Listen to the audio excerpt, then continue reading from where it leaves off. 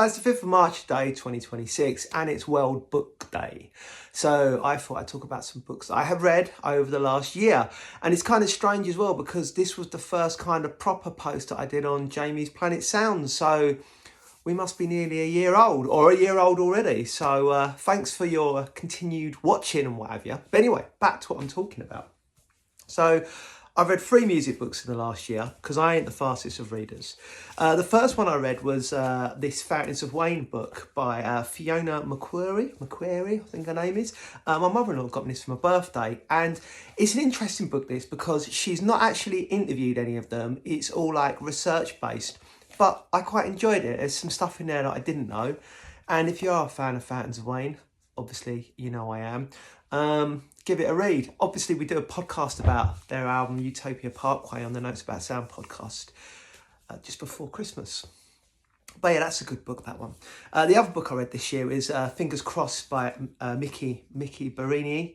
I'm pronouncing this wrong. I also found I'm dyslexic last year, so apologies if I'm doing this, saying stuff wrong. This was a fascinating read. I mean, I've loved Lush for a long, long time. I was quite a late Lush fan. I got into them around Single Girl and Lady Killers, so obviously that's kind of the back end of their career. But it was a really, really interesting read about stories of growing up, and she had quite a rough time of it, bless her. But yeah, it was a very, very good, very honest book, and I really enjoyed that. Now, my favourite book I read last year, and the reason why I didn't mention the anniversary of their big album yesterday, is the KLF book, Chaos, Magic and the Band Who Burned £1 Million by John Higgs.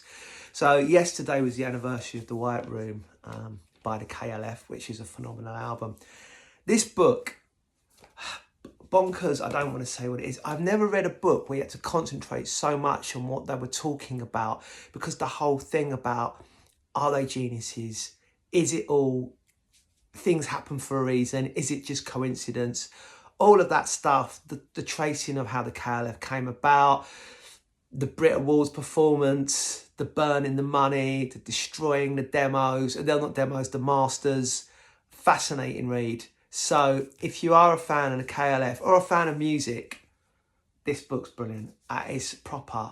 It's made me think so much. So yeah, there you go. 2026 World Book Story. Have a good day, guys.